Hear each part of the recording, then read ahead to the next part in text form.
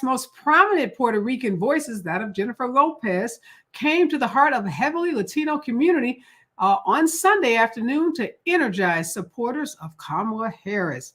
And the GOP's closing election message on health is baffling strategists and worrying experts. Uh, the GOP closing argument, Donald Trump's argument is no Obamacare. They are questioning vaccines. They're saying no more fluoride in drinking water. They're all Republican assertions in the final days of the presidential campaign, and all of these assertions have healthcare experts worried. Fluoride in drinking water is attributed to the great dental health of millions and millions of Americans, and the strides that we've made in this country as it relates to vaccines has been a lifesaver for millions and millions of children and adults. Robert F. Kennedy is expected to be Donald Trump's health czar. And despite his peddling in conspiracy theories, Donald Trump thinks he's qualified to be over our health, over the CDC and the FDA.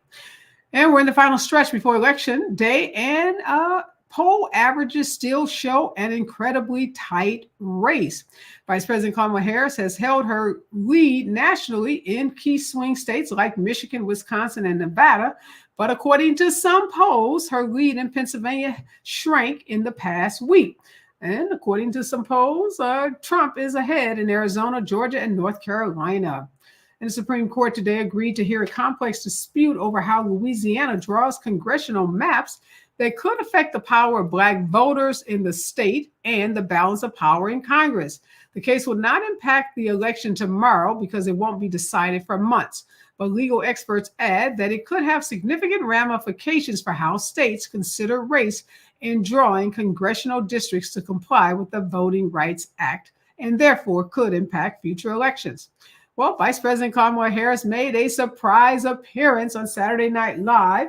Now, that was the last episode of the show before the election. VP Harris appeared during the cold open alongside Maya Rudolph, who regularly portrays Harris on the program. This is the news of the day, and this is Areva Martin in Real Time, and I'm your host, Areva Martin. This is your one-stop destination for today's trending news, expert analysis, and my unfiltered opinions. This is hour 2 of Areva Martin in Real Time, and we're going deep. And today, that deep is deep on this election.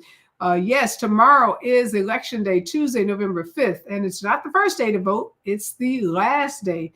We already know that tens of millions of Americans have already cast their ballot. They've either mailed their ballot in or they've gone to a drop-off box and put them in a box. Some have actually shown up at early polling places to cast their ballot.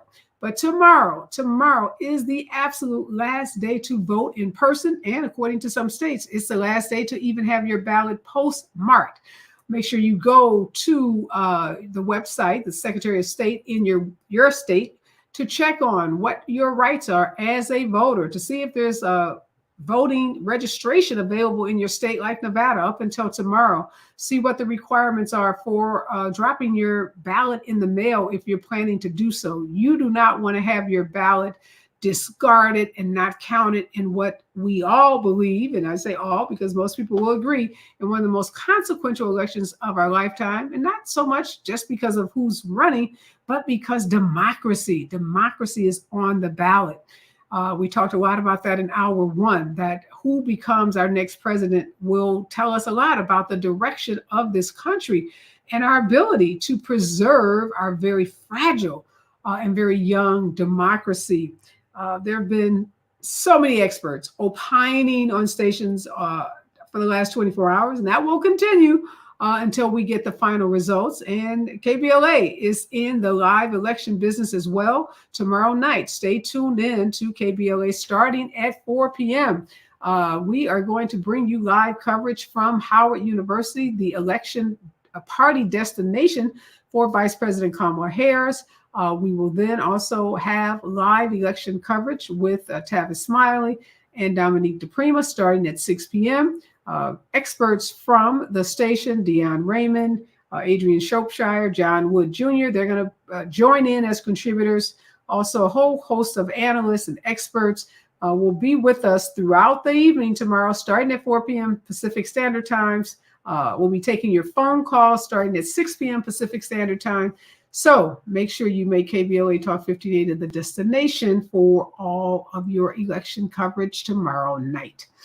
All right. Well, in this hour, we're going to be talking to Professor Naomi Sergi. She's a sociology professor at UCLA, and also Pastor Ender Austin, who's an organizer, professor and organizer in Nevada. I want to talk about what's happening in that battleground state and also what's happening around these very, very powerful ads that we've seen put out by two of the groups that are supporting Kamala Harris. And one of them is put out by a group called Common Good. And it's an ad that has the voiceover of award-winning actress Julia Roberts. And the ad says, in one place in America where women still have a right to choose, you can vote any way you want. And no one will ever know. As Julia Roberts speaks, a goober of a husband emerges from the polling station and paternalistically asks his wife, "Did you make the right choice?" And the wife in this ad replies, "Sure did, honey." And then she and another woman smirk with this kind of conspiracy theory kind of smirk as they stride out into the fresh air. In 9 words, the ad has hinted at the entire narrative of this fictional marriage. He is the good-natured lunkhead and always felt lucky to marry the kind of woman who keeps sweet and doesn't get fussed about off-color jokes or locker room talk. And she is actually this wife who's been furious for the last, couple of years. And you can doubt that marriage like this exists in real life. Marriage is where a man thinks he has control over everything involving his wife, including who she votes for. And this ad is giving permission to women to go into the polling place or to take their ballot if they're signing it and mailing it in to vote for whomever they choose and not feel like they have to vote for Donald Trump because it's the choice that their husband is making. Now, this ad is gotten under the skin of Republicans and Republican men in the worst way possible. Jesse Waters, anchor on Fox News, said that any woman, and particularly his wife, if they voted for Kamala Harris against Donald Trump, he would consider it a betrayal similar to having an affair. Yes, this man, grown man, said this, that if his wife votes for Kamala Harris instead of Donald Trump, he considers that an act of treason, an act of betrayal, an act that would be tantamount to having an affair. Now, mind you, there's a similar ad that is voiced over by George Clooney, which is telling white men that you can play the bro role, but you can also vote privately for Kamala Harris. That ad is not causing the same kind of ruckus and the same kind of tumult and upset as the ad about women. And I wonder why. Now, Donald Trump tells women he's going to protect us whether we like it or not. And what he fails to realize is protecting us is allowing us to be our own individual selves, to make our own decisions about who we vote for, our own body autonomy, what we do in terms of our own health care. We don't need some paternalistic man, quote unquote, protecting us. That's a bygone era that we're not going back to. Thank you very much. So I think these ads are brilliant, and hopefully they give permission for women all over this country to vote their conscience and not to vote the way their husband has decided they should vote. We've seen that in too many elections in the past, and hopefully we will see a change in this election. When we come forward, we'll be talking to Pastor Austin and a UCLA sociologist about how these ads might be impacting voters on the ground. Stay with us, KBLA Talk 1580, when we come forward. You're listening to Areva Martin in real time on KBLA Talk 1580.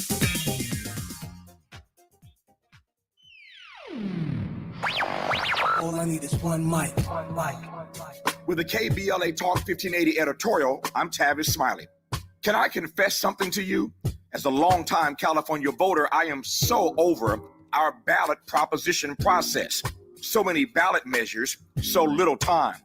Too often, our so-called leaders don't really lead, and too often, many of these ballot measures are misleading. I mean, does yes or no mean I'm voting for it or against it? Talk about a ball of confusion. But here's what I know for sure. I am abundantly clear about yes on Measure A, which would create thousands of new affordable housing units and expand drug and mental health treatment. Every day I step outside our radio station here in Leimert Park, I see what happens when we neglect, when we avoid addressing these critical issues in our beloved community. It is quite candidly a shame and a disgrace. And no, it's not just you. I am personally calling City Hall and care agencies routinely as well. Is this the Tavis Smiley? Yes, it is. I refuse to let the suffering of our people get rendered invisible. Frankly, the reason I'm talking to you about this right now on the radio is because I have not seen the kind of leadership I had expected and hoped to see to get Measure A passed. I guess my hope needs some help. So I'm sharing this message with you with the hope that you will do the right thing for them and for us. And just so you don't get it twisted, them is us. Yes on A. With a KBLA Talk 1580 editorial, I'm Tavis Smiley, and as always, we welcome your feedback.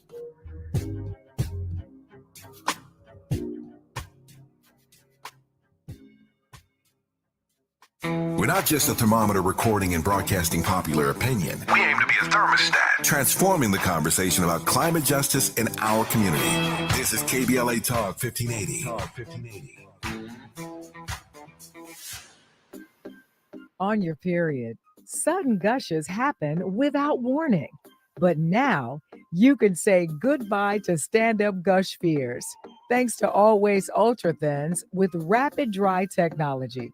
It absorbs gushes 2 times faster than the leading store brand and gives you up to 100% leak-free protection.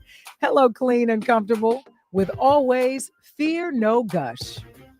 Hey, John, why so glum? I just got let go. The company's downsizing. This is the 3rd time in the last 2 years. I'm done with this. Have you thought about My Computer Career? I've heard they can train you for a career in IT in just a few months, including cybersecurity and the basics of AI. And you don't need prior training or experience. Now that's a recession-resistant career. Wow, thanks. I'll check them out. Go to mycomputercareer.edu and take the free career evaluation. mycomputercareer.edu. Financial aid is available for qualified students.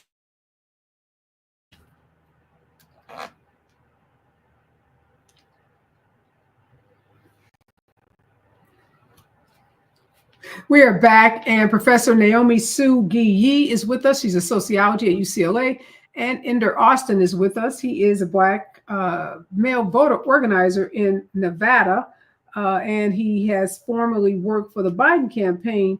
I don't know if that's your official title, Pastor Austin, but I know you are organizing Black male voters in Nevada, and we're going to talk about those voters who are system impacted. I was in Nevada and hosted a voter engagement event with Marcus Allen, who is the owner of Masterpiece Barber College and 4 barbershops. And he has been formally incarcerated and formally convicted and has gotten 2 pardons and is now very much involved in the local community organizing voters, particularly those that have been system impacted. I was in Detroit. I was on a 7-state battleground tour. I met individuals in Michigan who were also system impacted and who had their voting rights restored. So just how significant is it in a state like Nevada, Ender, to get the word out to those individuals who may have had felonies or been involved with the system about what their voting rights are?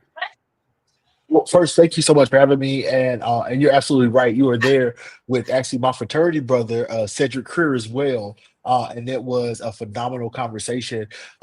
So I'll tell you how important it is. One of the historically Black assembly districts here in Southern Nevada is now very likely going to be won by a brother who has been impacted by the criminal legal system.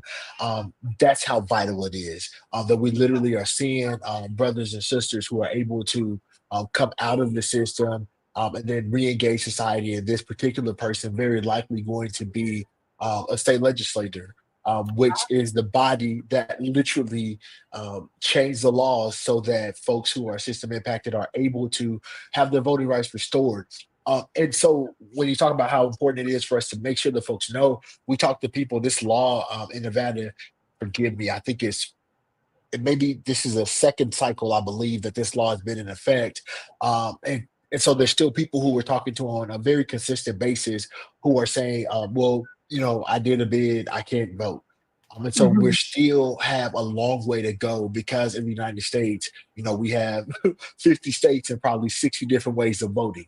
And so because of that, people move from different states, they hear something on the internet, et cetera. So they're really confused about what their rights in fact are. And so we have that serious charge to make sure we're spreading that good news.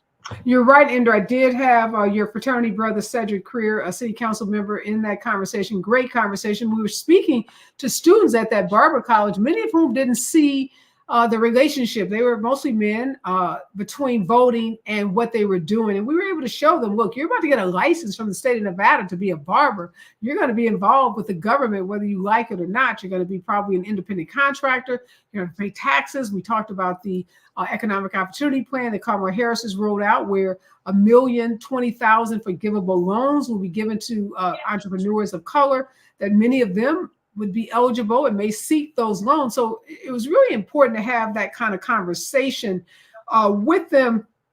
What do you, I mean, are you feeling in this election that more people who have been system involved understand their rights to vote? Because I know in Nevada, you can actually register right up until tomorrow, right, and vote. Absolutely. So we have our Attorney General. He chose the wrong fraternity, but he's a good brother. Our AG has done a phenomenal job, even when he was the Senate Majority Leader. Those guys did an amazing job. Those brothers and sisters did an amazing job of crafting a system that really makes Nevada a state that is leading the nation when it comes to access to the ballot. But we still have a huge gap. Not only in information so that people understand when they can register, how they can register, but as you said, is this something I want to be involved in? During the pandemic, Marcus and I were able to work with Congressman Stephen Horsford. At the time I was working in his office, we were able to work with Brother Horsford to ensure that barbers were able to have access to these funds that were available to them.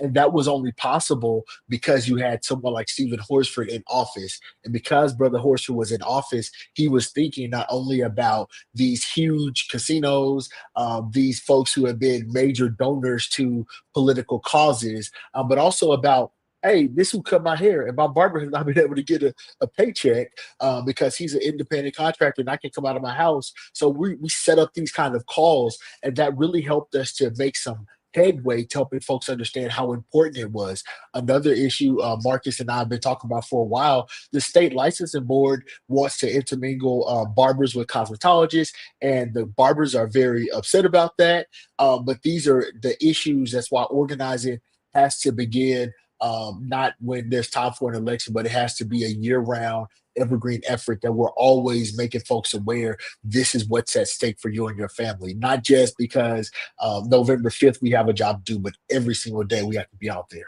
No, it's so important. We were talking about that. But all elections are local, and those local issues, those are issues that are going to be decided at the state level of Nevada, not by who's in the White House. So it really is important that people understand the relationship in terms of how things get done in their city and in their state. Professor, you have come out with a report about accessing the right to vote among system impacted people. Are you feeling more confident in this election cycle that the states that do restore voting rights to individuals who've been incarcerated, who've had felonies, that those people know it and they've been able to go through whatever process is necessary to get their voting rights restored? Thanks for having me. Yes and no. On the one hand, there's been a lot of grassroots efforts, a lot of organizing efforts to get the word out that these days having a felony conviction does not mean that you lose the right to vote for the rest of your life. And that's still a real common misconception. That was true in a lot of places 20, 30 years ago. but it's not true now. And so in most places, for most people, if you have a conviction and you're not incarcerated, you can vote. But the reason why I say no is because, we talked to a lot of people back in 2022 around that election, including in places like California, which, pretty much everyone can vote if you're not incarcerated in prison for your felony conviction. And there was still so much just outdated information that people had.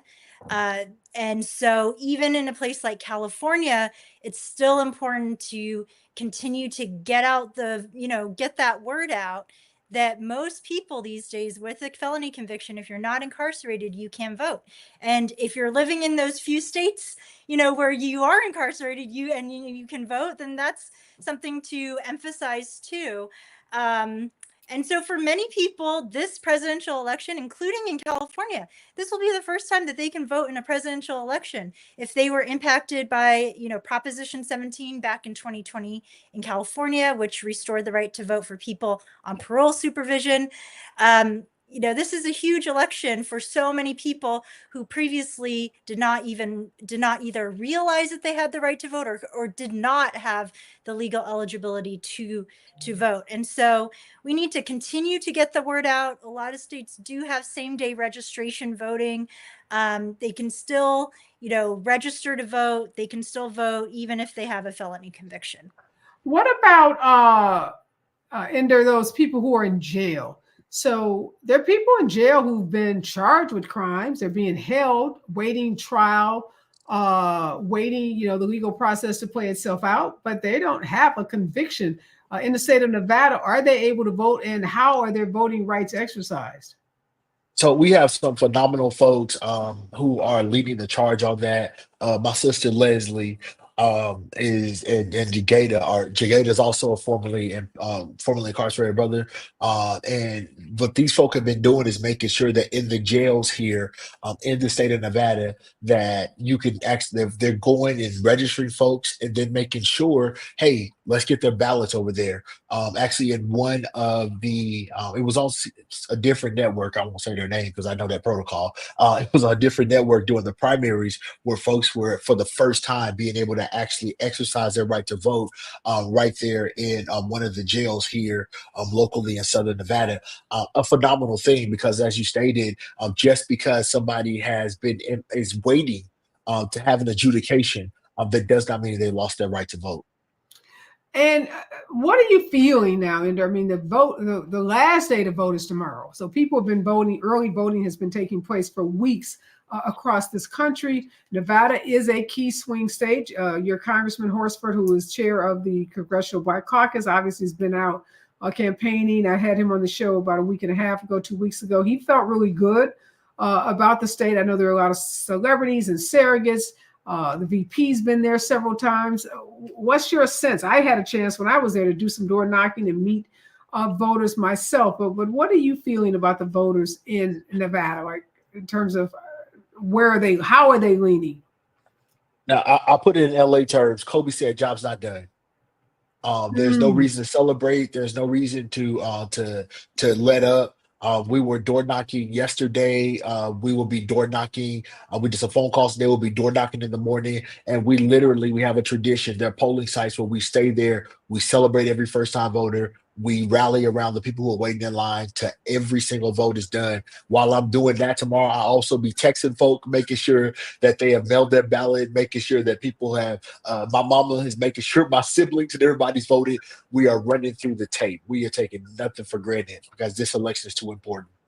No, and that's so important that you mentioned that. A lot of people don't feel like they can have an impact if they can't get out to an office to canvass, or they don't want to make phone calls. And what I tell people too is just start with 10 people that you know in your own database, your own contact list, folks that you're in a chat group with. Ask people, because we know down to the wire like this, those voters that have not voted early, those voters that are not going to stand in lines for 3 hours to go to rallies, those voters are more likely to vote if they are asked by a friend, by a family member, by someone that they trust. If someone just reminds them, hey, your vote is really important. I can help you. A lot of states have these long ballot initiatives. They have, I don't know, it's a friend of mine from Illinois. They have like 80 judges on the ballot.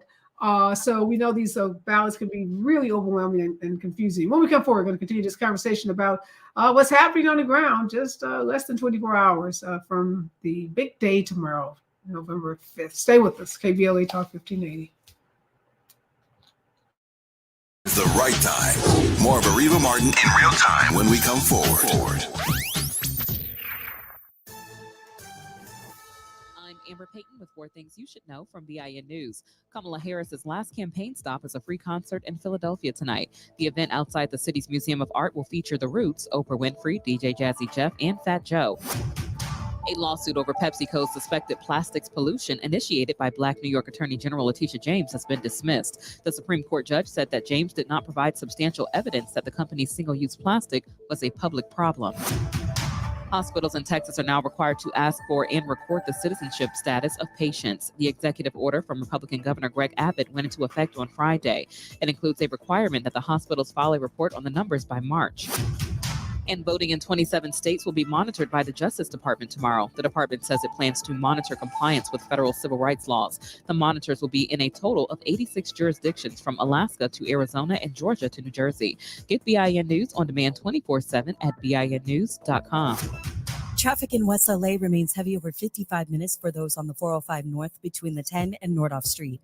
El Monte has an accident involving an ambulance that hit another vehicle on the right shoulder of the 10 East at Peck Road, with a 20-minute backup running heavy from Eastern Avenue. Monterey Park 710 North before the 10. Watch for an accident on the right shoulder and delays forming from Cesar E. Chavez Avenue. Sun Valley's 5 North at Highway 170. A fire has broken out on the right shoulder and heavy traffic is coming from Empire Avenue. San Fernando Boulevard split up to 10 to 15 minutes. September 15th to 21st is Asthma Peak Week with the highest concentration of asthma flare-ups and hospitalizations. To become a more active participant in your care, visit luma-edu.com. This message is brought to you by Amgen and AstraZeneca. Shop early, save big all month long during Black Friday build-up at Lowe's. Right now, shop top tools from DeWalt, Craftsman, and Cobalt, now $99. Because Lowe's knows deals. Discount taken at time of purchase while supplies last. Selection varies by location. This is the KBLA Sports Minute with Ray Richardson.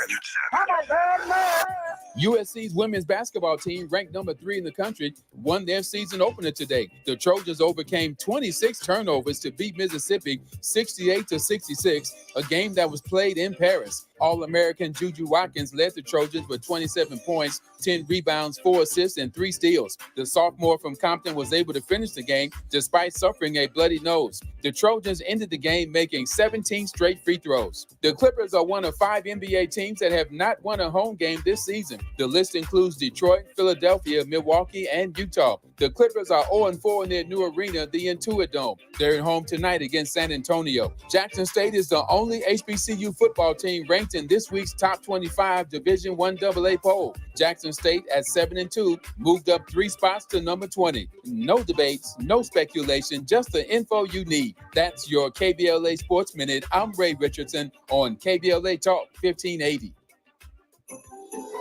This season, Chevy brings classic pairings, cookies and milk, mistletoe and kisses, and your holiday plans and a new Chevy. Silverado 1500 gives you power and capability with 430 pound-feet of torque to haul your holiday tree.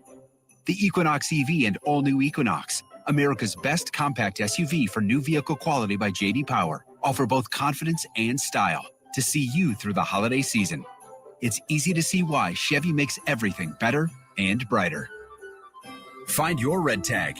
Get 0% APR financing for 36 months on select popular Chevy models when you finance with GM Financial. Chevrolet, together let's drive. Award based on 2024 models for J.D. Power 2024 U.S. Initial Quality Study Award information. Visit jdpower.com/awards. Offer available on all 2025 Equinox and 2024 Silverado, Equinox EV, Blazer EV, and Silverado EV models. Monthly payment is $28.60 for every $1,000 you finance. Example down payment is 22.2%. Must finance with GM Financial. Some customers may not qualify. Not available with lease and some other offers. Take new retail delivery by 12/2/24. Before running for state senate, Laura Richardson was named one of the most corrupt members of Congress, guilty on 7 counts of ripping off taxpayers and a pattern of deception trying to cover it up.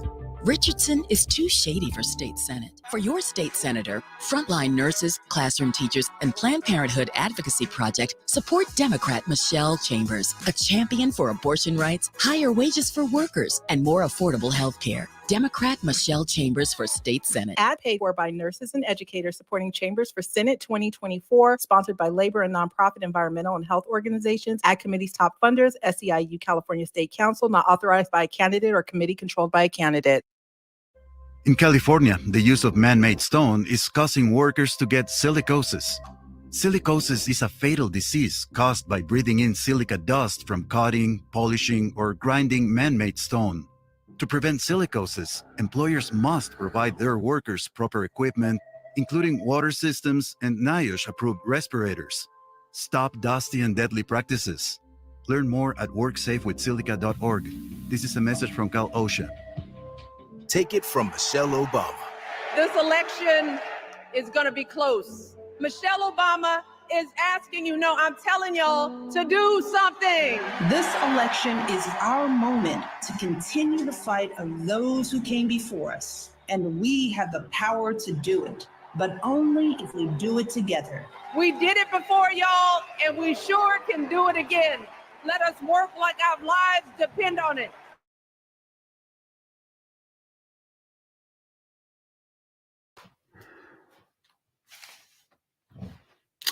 We are back, and Professor Naomi Sue Yi is here. She's a sociologist at UCLA, and she is a part of a study that was done just recently, October of 2024. A report came out about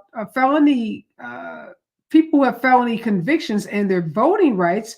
This report says that according to the Sentencing Project, 2 million people with felony convictions have the restored right to vote. But according to new research, they may not know it. We know that Professor Sugi Yi has been analyzing in real time voting obstacles that remain for those who have been convicted, while also monitoring the work of community organizations engaged in massive get out the vote efforts. And also joining us is Ender Austin. He's one of those people that's been involved in mass get out the vote efforts, particularly of those impacted by felony convictions. He's on the ground in Nevada doing that work.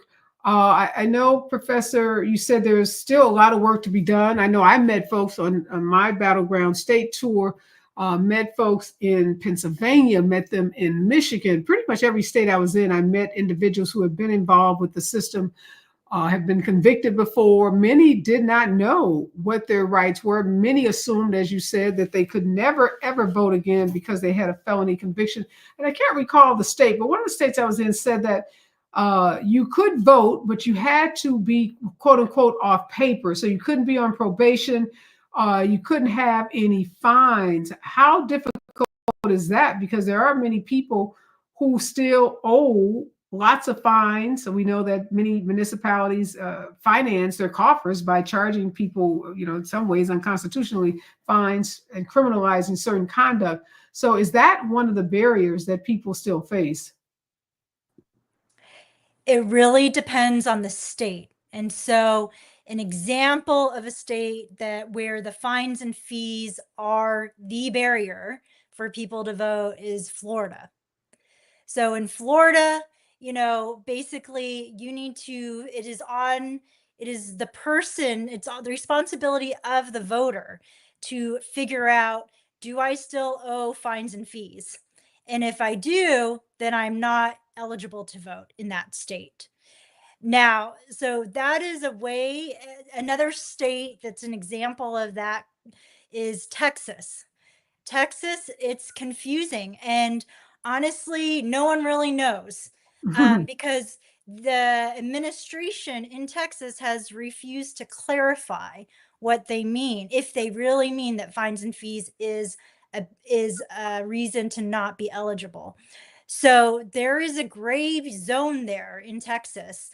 And but those are, there are some states that are very very, very confusing, maybe intentionally so. And that confusion spills over to all the other states where it is not, they're trying to make it less confusing. They're trying to say, hey, fines and fees doesn't matter in our state. Or if you've served your sentence, then you can vote.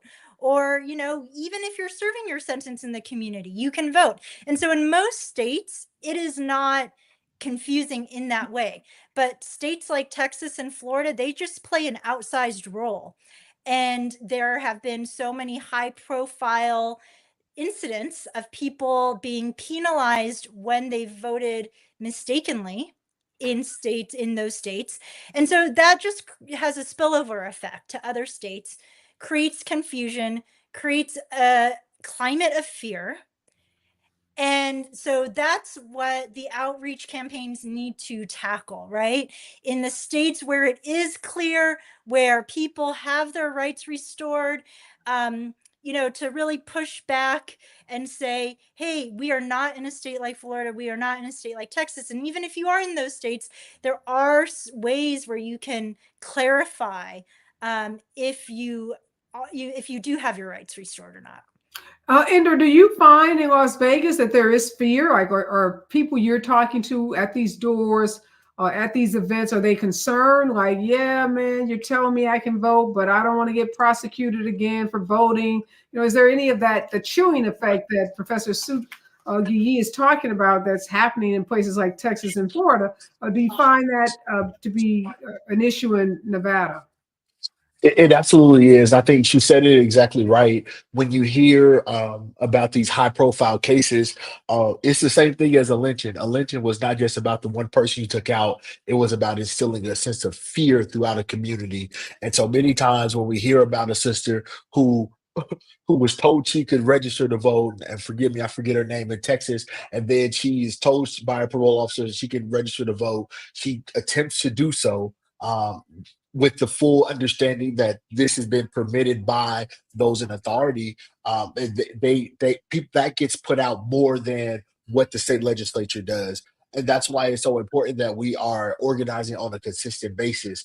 We only have legitimacy with these people in any community. We only have legitimacy when we show up on a consistent basis. Folks recognize, real recognize real. I'm from the country, and when someone has not been around, you do not have that validity when you just show up when it comes to election time, and that's why it's so important that we are consistently engaging with folks, not just waiting until it's election time, but doing it on a very consistent basis. Do you find that the campaigns, whether it's the Democratic campaign or Republican, if you know about Republicans, I know you know about Democratic, that there's enough money put in on these populations? Because one of the things that kind of struck me as I went from state to state is I kind of stumbled on these individuals who were doing this work, trying to connect with formerly incarcerated people, but I didn't get the sense, and maybe it's different in Nevada, that there were whole teams who just said, let's focus, because if there are 2 million people, that's a lot of people who have the right to vote that may not know. Do you feel like the Democrats in particular have focused enough on that population and put enough resources to reach those people? Sister Ruby, you trying to get me in trouble? No. And the reason I ask is I'll tell you the truth. No. Okay. Like I said, I stumbled on them. And I was so impressed. And so many of them, I felt like, wow, I'd love to see them like out on some of these tours, some of these buses that were going from state to state, because their stories are so powerful. That's why Mark, right there in Las Vegas, has such a powerful story. And, when they hear a celebrity, they may relate to a celebrity, but, a lot of these people, there's shame and humiliation associated for a lot of people having been a convicted felon. It's not like we open our arms and say, welcome back to the community. So we make it difficult for people just getting acclimated to the community to begin with. So I'm just wondering, where are some of the gaps that you're seeing in terms of how we could better engage those folks to make sure they're turning out? So, like I say, I'll lift up my sister Leslie and Mass Liberation again. What they're doing is vital work, and it is done largely by a volunteer army, folks who are family members of system impacted folk who just understand the importance of this particular work, and they're the ones who are really barreling down and doing all of this work. A lot of times pro bono, right? However, There are huge funding gaps, and we know the way parties work. Who do I know is going to vote? Who is a 90% chance they're going to vote? I'm going to spend my money talking to them. These people who, once we get them politicized and once we get them bought into the franchise, they are going to be with us. And I mean, with democracy and with Black folk.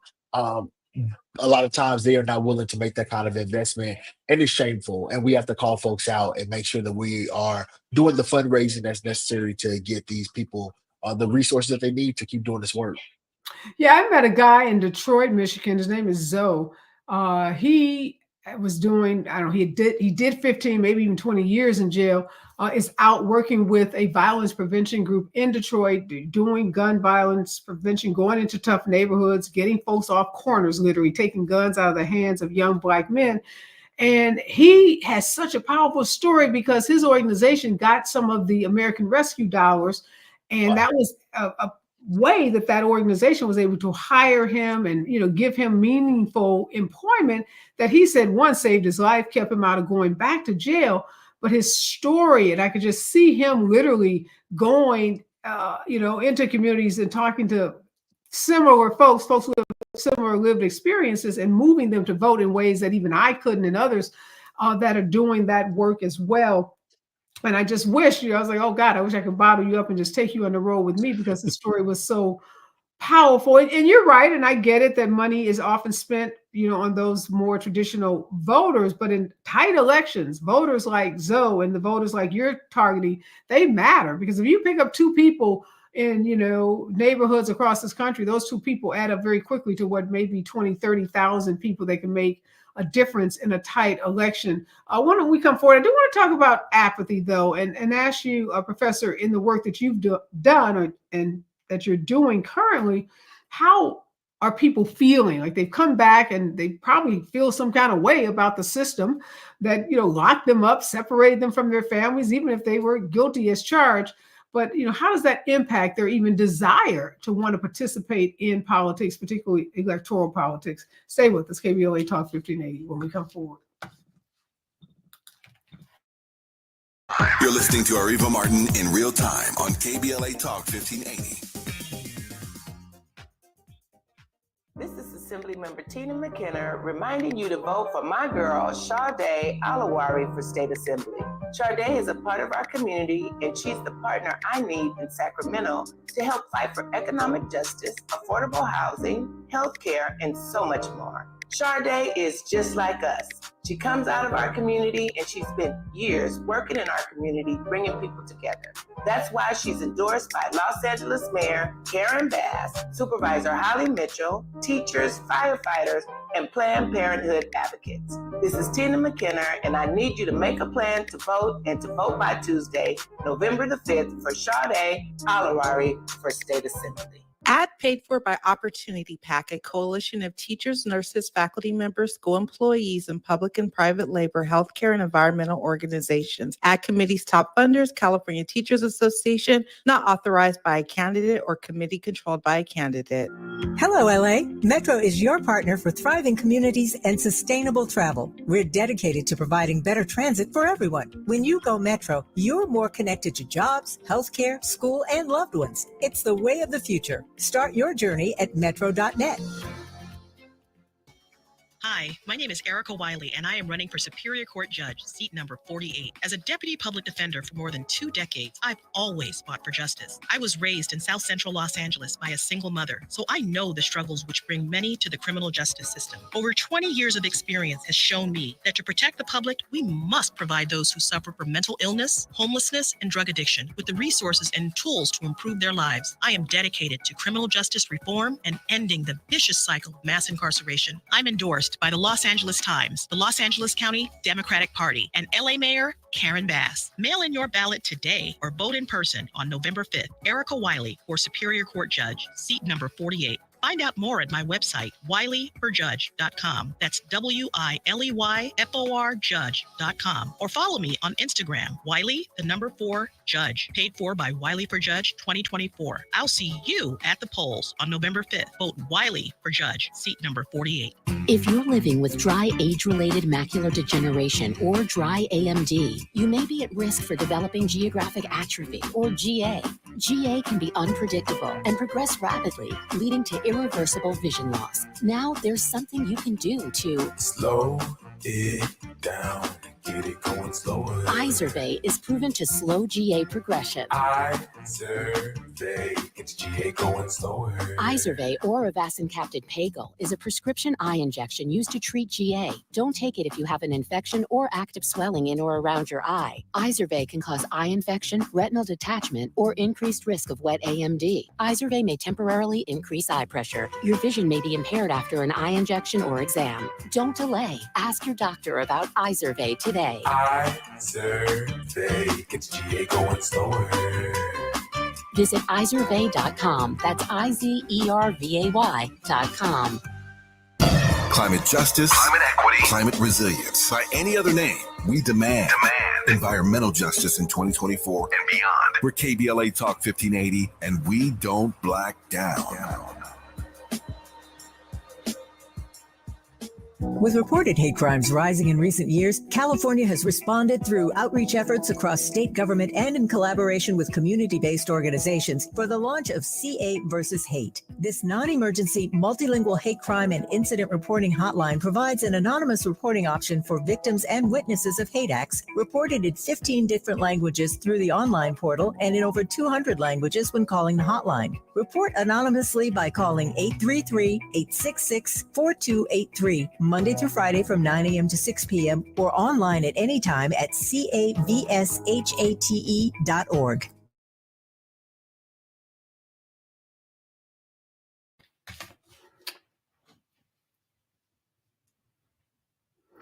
We are back, and I'm talking with a sociologist from UCLA, Dr. Naomi Sugi, and Ender Austin. He is a organizer in the great state of Nevada. He's been organizing folks who are formerly incarcerated, who have been involved with the justice system.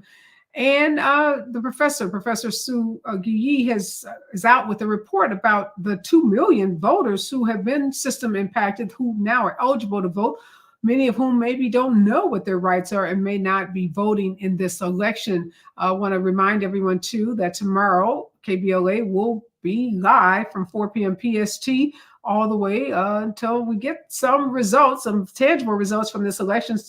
Nee Corte and I will kick off 4 to 6 p.m. with live election results. We'll have experts, we'll have analysts, we'll have voters, we'll have influencers on the ground from Howard University, which is the location where Kamala Harris will be hosting her election night party.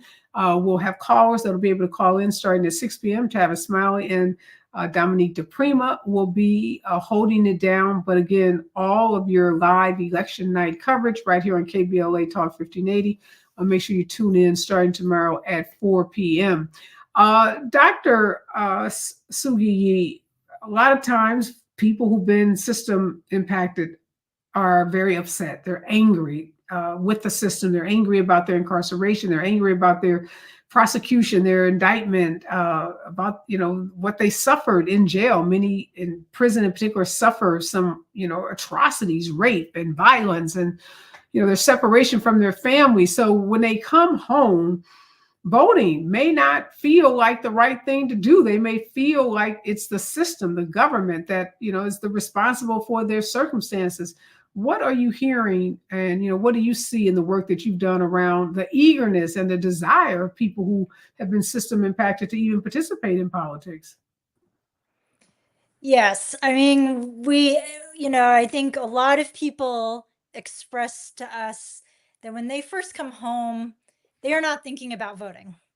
They are dealing with a lot of other sort of just survival situations and trying to find a place to live and a job to work at and to support their families and to reunite with their families, which all of these things take precedent over voting for a lot of people, and that's understandable.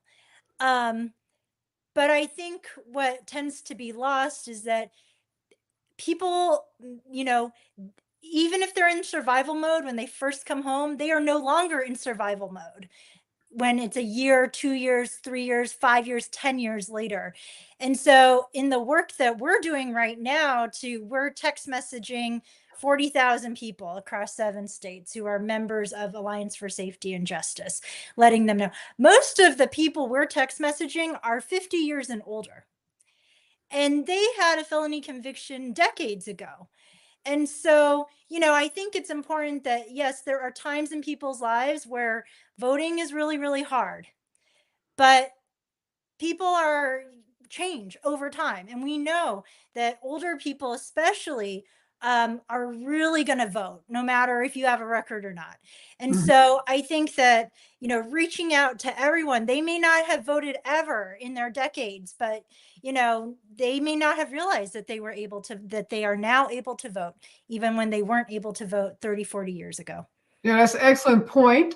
You're right. That survival mode does change over time as people have been out for longer periods of time. But what are you finding in their Black voters in particular, who already oftentimes are suspect of the system, suspect of government, don't believe that government works for them in the same way that it works for white people, the way it works for rich people, people in different communities. What are you hearing from those voters who have been system involved? Like, are they eager to vote, or do they, again, feel like it doesn't matter? My vote doesn't matter. Like any population, people have different experiences and people have different backgrounds that kind of led them to that place. So there are folks who were very, very anti Vice President Harris, just because the narrative that came out 4 years ago about quote Kamala the cop, right? And so they heard that and they bought this. I'm still trying to figure out how that rumor was put. This just failed so quickly this time, but 4 years ago it was allowed to go on. But that's another conversation for another day. But we see people who are like, "Yo, this is ridiculous. This doesn't make any sense." And so having that long conversation with them to really walk them through, you're right. That sentence was too long. That did not make sense. These are some things we can do to work towards that. And so having that really long conversation with folks to ensure that we don't show up asking them for a thing when we don't recognize their pain. It ain't Sunday morning, but I tell folk I can't preach to folk that's hungry. We got to feed them first. And so meeting the immediate need of people allows you to be in a relationship with them, and then hopefully move that relationship to the next level where you're talking to them about what the next step of their politicization in this particular conversation is. What are some of the things, and I heard some of that too, again, knocking doors across the 7 battleground states, people believed in this false narrative that Kamala Harris, incarcerated all of these Black men in San Francisco when she was district attorney for low-level drug charges, that I had guys say to me, she's going to come. I literally had a 30-minute conversation with a guy on the streets of Milwaukee, yes, because I was with Kim Whitley, who said that he heard Kamala Harris was coming to take their guns. She was going to take all the guns away from people. I mean, just the outlandish kinds of false narratives. And that was a part of what I was doing, traveling, trying to talking to voters, debunking some of those narratives. But what in this 11th hour, this is go time. Tomorrow is the last day to vote. Inder, what's the most significant thing you think someone can say to a reluctant voter who still has an opportunity because they're registered or they're in a state like Nevada where they can literally register tomorrow morning? Tell us what they can say to move that voter to vote tomorrow. I think it has to come from trusted messengers, folks who really can touch their hearts, right? If you talk to me, I'm a very proud dad, very proud husband, all that stuff. If you talk to me about how my voting impacts the schools that my children go to, that's a different conversation than just saying that I have to vote.